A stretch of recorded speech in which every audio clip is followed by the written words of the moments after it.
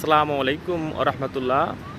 প্রিয় বন্ধুরা, আমি এখন রয়েছি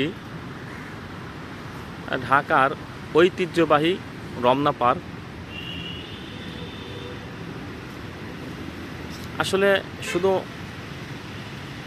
বাংলাদেশের মানুষ নয়, এশিয়া মহাদেশের প্রতিটি মানুষের নিকটেই রমনা পার্ক সুপরিচিত।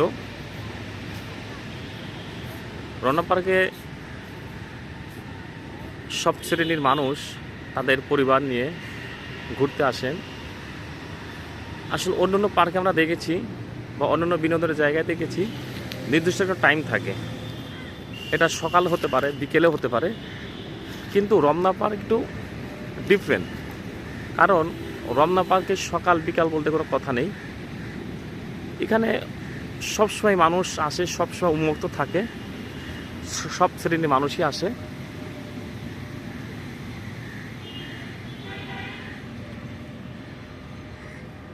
আপনি রমনা পার্কে না আসলে রমনা পার্কের সৌন্দর্যের কথা আপনি বুঝতেই পারবেন না।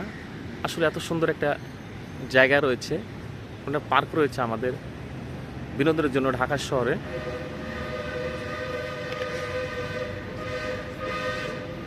তো যারা যারা ঢাকার আশেপাশে রয়েছেন তারা তো এখানে আসবেনই, আসেন, বাট ঢাকার বাইরের ডিস্ট্রিক্ট থেকেও অনেকেই রমনা পার্কে ঘুরতে আসেন।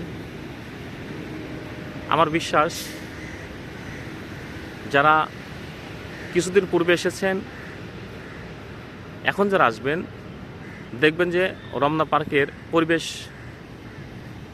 অনেক পরিবর্তন হয়েছে।